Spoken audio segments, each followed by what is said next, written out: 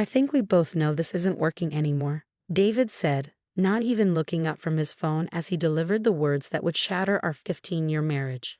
I stood in our kitchen, my kitchen, the one I designed myself when we renovated last year, gripping the counter to stay upright. Because of her? He finally looked up, his expression a practiced mask of false sympathy. Amanda and I. It just happened, Elizabeth. These things happen. These things happen. As if falling in love with your 25-year-old secretary was as inevitable as rain or taxes. As if throwing away 15 years of marriage was as simple as missing a lunch meeting. How long? My voice sounded strange to my own ears, distant and hollow. Does it matter? It matters to me. He sighed, the same exasperated sigh he used when explaining simple concepts to people he considered beneath him. 6 months, but it's not about the time, Elizabeth. Amanda and I, we connect on a different level. She understands me. I almost laughed. Amanda understood him. Amanda, who'd been his secretary for barely a year. I'd supported him through law school, working 2 jobs so he could focus on his studies. I'd helped him build his law practice from nothing, spending countless nights reviewing contracts and organizing client files. She's half your age, I said quietly. Age is just a number. He stood up, straightening his designer tie, the one I'd given him for his last birthday. I've already talked to Kyle about the divorce. He'll have papers drawn up by Monday. Kyle, his best friend and the firm's top divorce attorney. Of course, David would have already arranged everything. He'd probably been planning this for months, moving pieces into place while I decorated our house and planned our future. I'll be staying at Amanda's place, he continued, as if discussing a minor schedule change. Take whatever time you need to, sort things out here. Sort things out, like I was organizing a messy closet instead of picking up the pieces of my shattered life. One question, I said as he turned to leave. Was I ever enough? He paused at the door, and for a moment I saw a flicker of something in his eyes. Guilt? Regret? But it vanished quickly, replaced by that practiced lawyer's neutrality. You're just, different people want different things, Elizabeth. Amanda's more, he gestured vaguely, dynamic, career-focused. I stood there long after he left, staring at the life we'd built together. The kitchen where I'd taught myself gourmet cooking because he loved fine dining. The living room where I'd hosted countless dinner parties for his clients. The office where I'd helped him build his practice into one of the city's top firms. Everything in this house screamed of the life I'd put on hold to support his dreams. My phone buzzed, a text from my best friend Maria. Girls' night still on for tomorrow? I stared at the message, tears finally spilling over. How could I tell her? How could I admit that while I'd been planning dinner parties and redecorating our house, my husband had been falling in love with his secretary? Rain check, I typed back. Something's come up. The next few days passed in a blur. Kyle's office sent over the divorce papers, complete with a post-it note suggesting I review and sign quickly to expedite the process. David had already signed his copies. I sat at our dining room table, my dining room table now, according to the proposed settlement, reading through the documents. 15 years of marriage reduced to 48 pages of legal jargon. That's when I saw it. Buried in the division of assets was a clause about David's law firm. Husband retains full ownership and control of Morgan and Associates legal services, including all client relationships and business assets. I remembered the nights I'd spent building their first client database. The weekends sacrificed to organize client files. The relationships I cultivated through all those dinner parties. I don't think so, David, I whispered, reaching for my phone. I called Patricia Chen, a lawyer I'd met at one of those countless networking events. Unlike David's country club friends, Patricia had worked her way up from nothing. She'd built her own practice while raising 3 kids as a single mother. Elizabeth? She sounded surprised to hear from me. Everything okay? I need a divorce lawyer, I said. Someone who isn't afraid to go up against Morgan and Associates. Silence for a moment. Then, come to my office. Now. Patricia's office was nothing like David's sleek, modern workspace. Her desk was cluttered with family photos and case files, and her walls displayed her children's artwork alongside her law degrees. He's trying to screw you, she said bluntly, reviewing the divorce papers. This clause about the firm, it's not just about the business, it's about silencing you. making sure you can't compete with him. Can he do that? She smiled, a predatory gleam in her eye. Not if we play this right. Tell me something. How much of the firm's success is because of you? I thought about it. I built their entire client management system, organized their filing system, most of their major clients. I cultivated those relationships through networking events and dinner parties. And did you ever receive compensation for this work? No, I was his wife. It was just expected. Patricia leaned forward. Elizabeth, you weren't just his wife. You were an unpaid consultant who helped build a multi-million-dollar law firm. And now we're going to make him pay for that. The legal battle that followed was brutal. David was shocked when I contested the settlement, even more shocked when I demanded compensation for my years of uncompensated work. Kyle tried to paint me as a bitter housewife seeking revenge, but Patricia was better.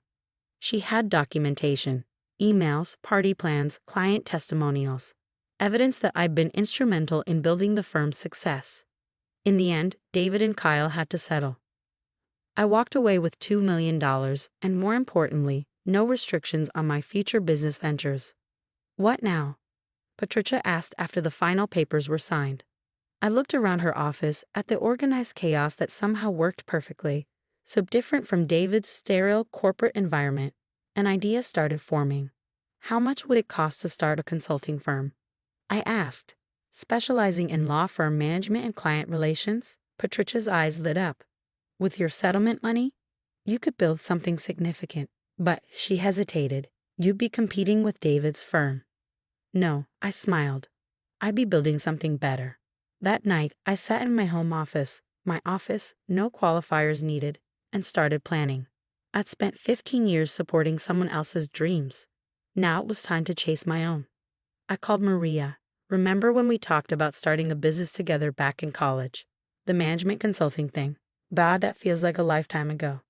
What if it wasn't too late? Silence then. I just quit my job last week. Been too scared to tell anyone. I laughed. Perfect timing.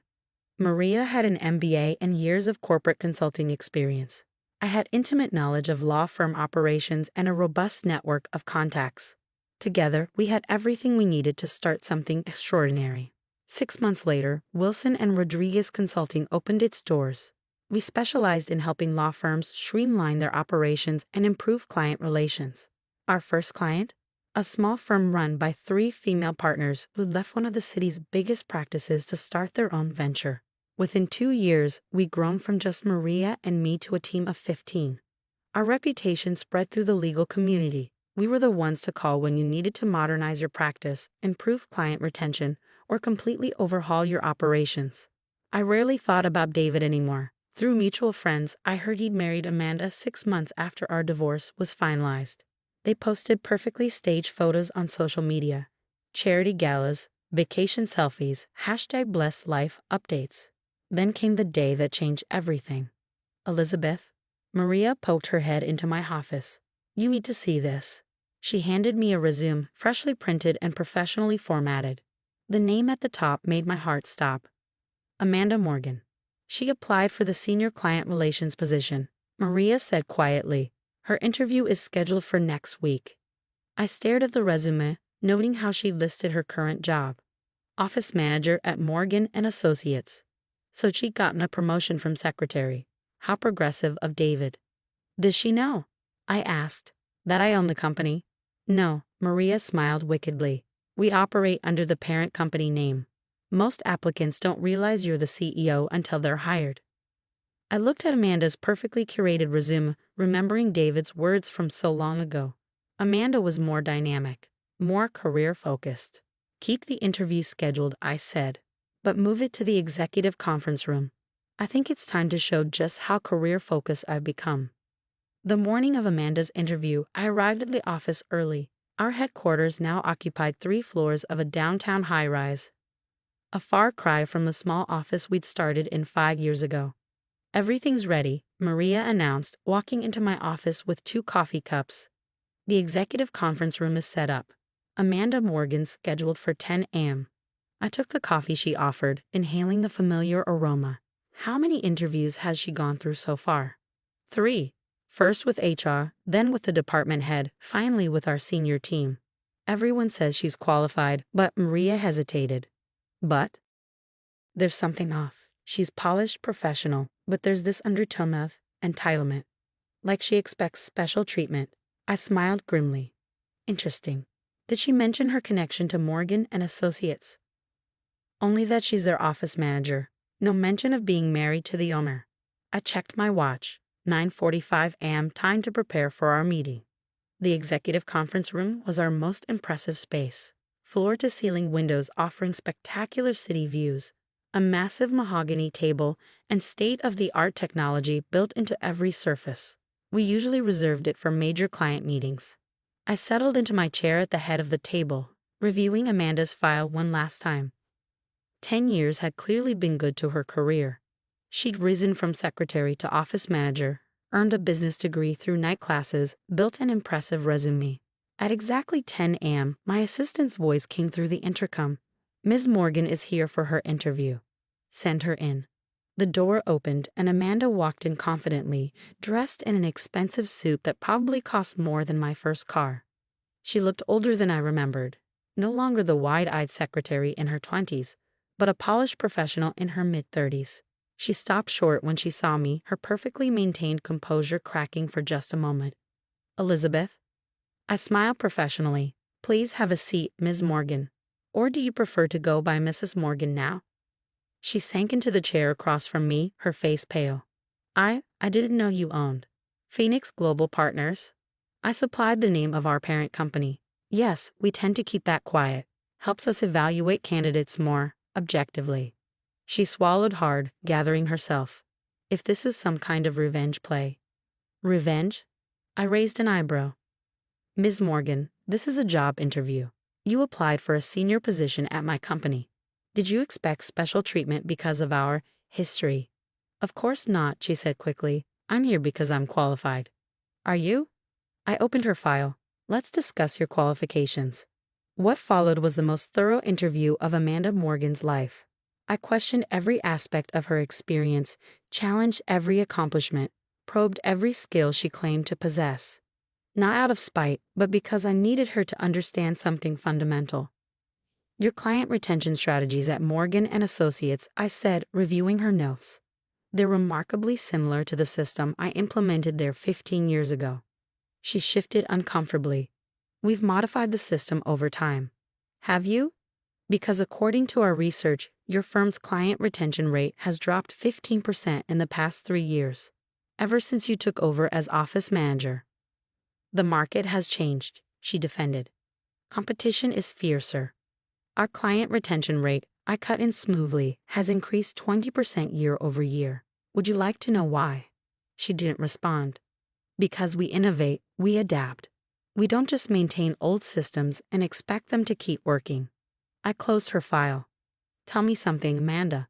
Why did you really apply for this position? She took a deep breath. I want to grow. To prove myself. Morgan and Associates is limited. Limited? I almost laughed. You mean David won't give you any more promotions? A flash of anger crossed her face. This isn't about David. No, I leaned forward. Then let's talk about what it is about. 10 years ago, you were the young, dynamic secretary who understood David better than his wife ever could. Now you're approaching 35, stuck in a middle management position, watching your husband mentor new, younger secretaries. Her face flushed. That's not. Tell me, I continued relentlessly. Does he still say you're more career-focused than his ex-wife? Does he support your ambitions the way he promised he would? Or has he started suggesting that maybe you should think about starting a family, stepping back from work? Tears welled in her eyes. You don't know anything about my marriage. Actually, I do, because 10 years ago I was you. Well, an older version of you. The supportive wife who put her own dreams on hold to help build his practice. Until something younger and more dynamic came along. She stared at me, really seeing me for the first time. Why are you doing this?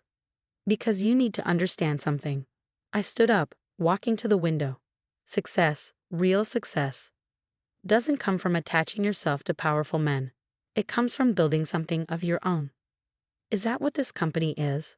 She asked quietly. Your revenge. I turned back to face her. No, Amanda.